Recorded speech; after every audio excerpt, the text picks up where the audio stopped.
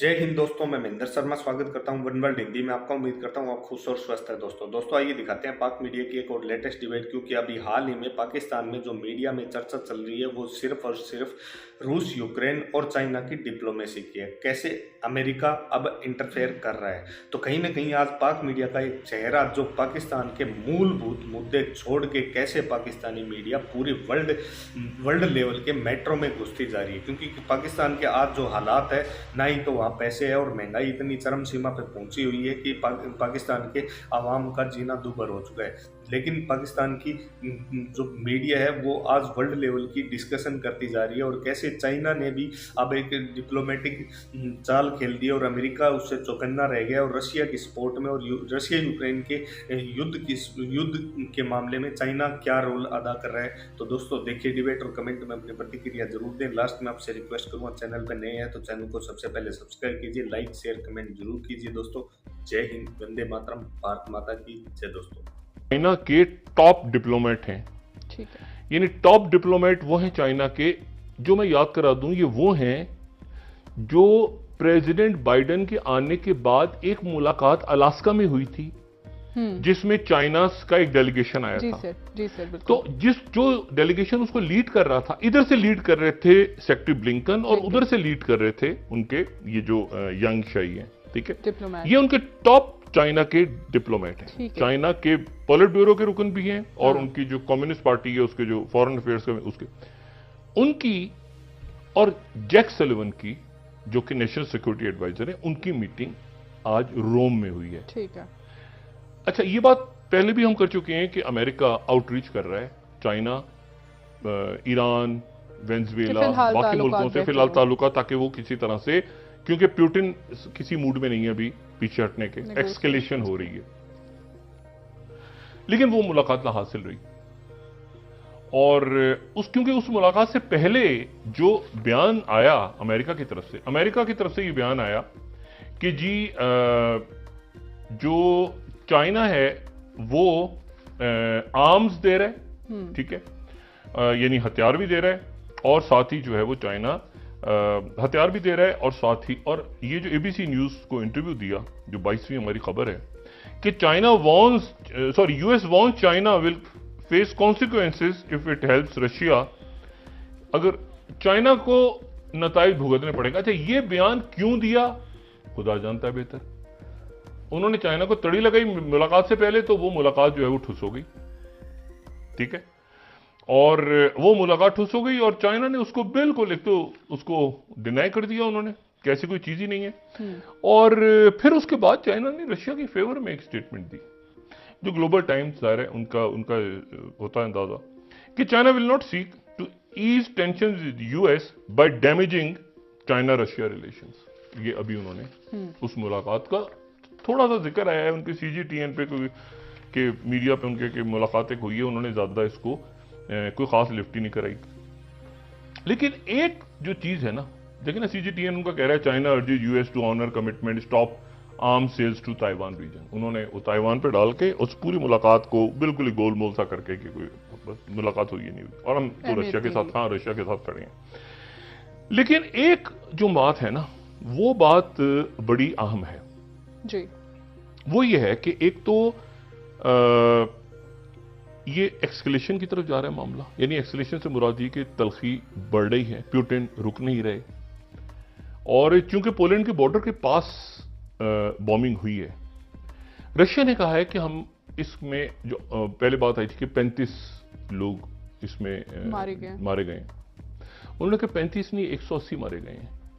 अच्छा। और ये सारे फॉरेन फाइटर्स थे, मर्सनरीज थे जो रशिया से लड़ने आए थे, ये रशिया ने क्लेम किया, ठीक है, और वही कह रहे हैं कि रशिया से लड़ने आए थे और ये प्राइवेट कॉन्ट्रैक्टर्स थे और उनको हमने हिट किया। लेकिन एक इसमें डेवलपमेंट जो है ना, वो इसको मजीद आप समझें कि खूनरेजी की तरफ ले जा रही है, बदकिस्मती से, और वो इस तरह से जा रही है।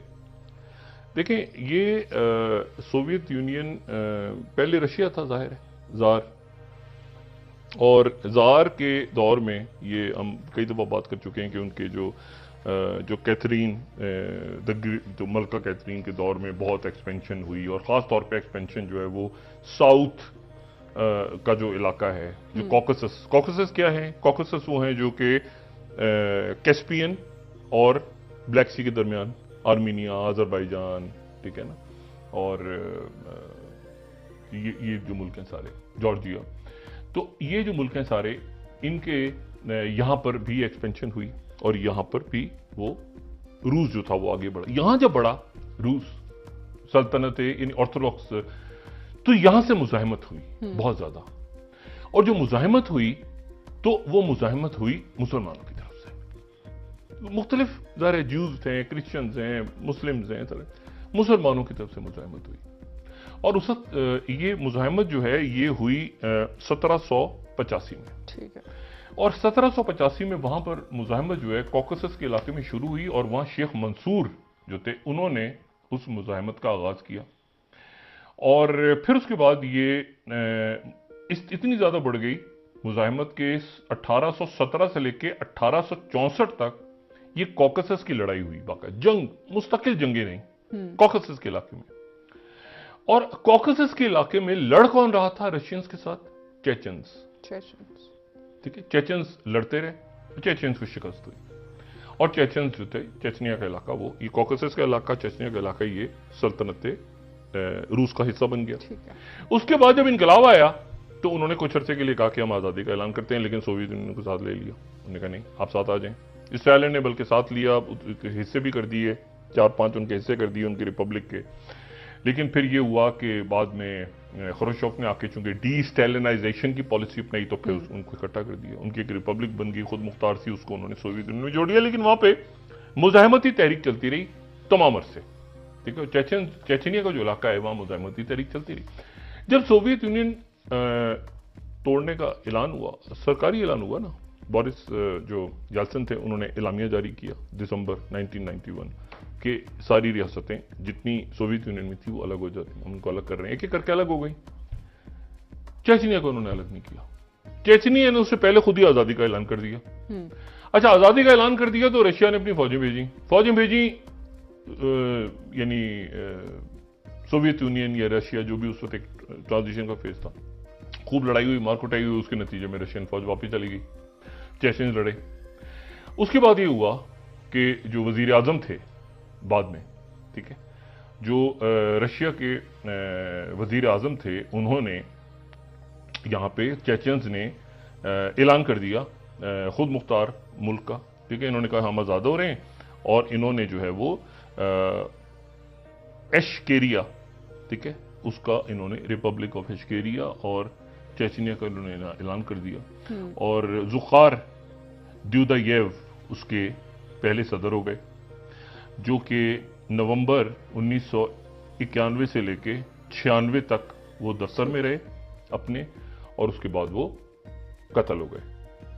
अच्छा, ठीक है। और कत्ल इसलिए हुए कि उनके दौर में फिर ये हुआ कि रशिया के जो वजीर आजम थे उन्होंने यहाँ पे फौज उतार दी, इन्वेजन। हाँ, उन्होंने कहा हम आपकी इंडिपेंडेंस को नहीं मानते। और जिन्होंने फौज भेजी उनका नाम था व्लादिमीर पुतिन। उन्होंने कहा हम आपके आजादी को नहीं मानते। कुछ अरसे के बाद ये हुआ कि ये द्यूदायेव मर्डर हो गए। द्यूदायेव मर्डर हुए तो उसके बाद जो है वो दूसरे आए, ज़ेलेम खान, कुछ अरसे के लिए, और वो जो है वो 1 साल रहे, उसके बाद शायद उनका भी मर्डर हो गया, गन फाइट वगैरह में मारे गए, क्योंकि ये खाना जंगी चल रही थी। और खास तौर पे इनका जो कैपिटल वो भाग के निकल गए, गुरीला जंग हुई, ग्रोजनी छोड़ के चले गए, सेकंड चेचन वॉर हुई, बड़ी खूनरेजी एक मुजाहिमत वहां पे चलती रही। और अरसलान मस्तागज़ोव जो थे वो फरवरी 2000 तक रहे, उसके बाद वो मतलब अगले 5 साल तक गुरीला जंग लड़ते रहे। और ये मोस्ट वांटेड, पाकिस्तान का चक्कर भी लगाया इन्होंने, ये बोरिस जॉनसन से मिल रहे हैं, ये तालिबान के भी करीब आ गए, बाकी भी।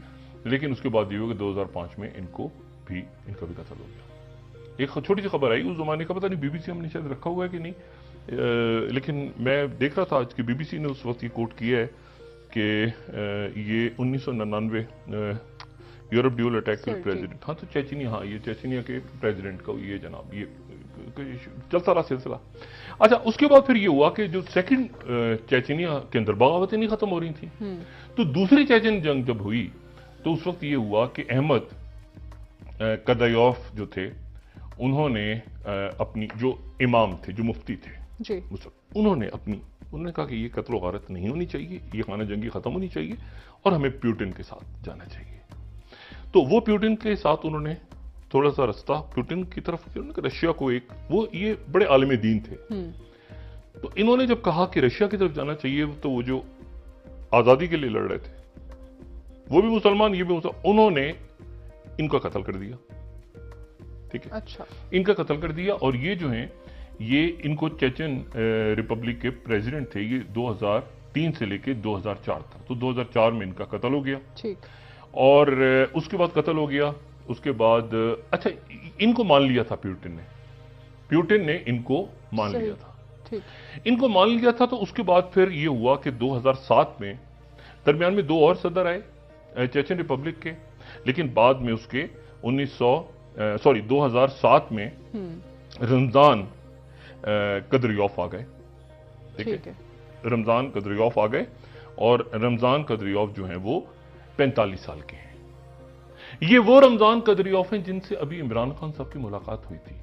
जब मॉस्को गए थे तो खबर आई थी कि चेचनिया के सदर मिलने आए। जी जी बिल्कुल। ये वो हैं।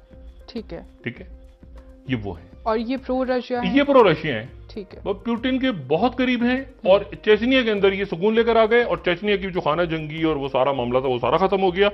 लेकिन उससे पहले ग्रोजनी जो है, जो चेचनिया का जो कैपिटल है, वो आप समझेंगे 90 की दिहाई से लेके 2014 वहां अमीर शामिल या इमाम शामिल करके एक और शख्सियत और बहुत सारी शख्सियत थी जो इनको नहीं मानते थे, जो कहते थे कि ये प्यूटिन के साथ हैं।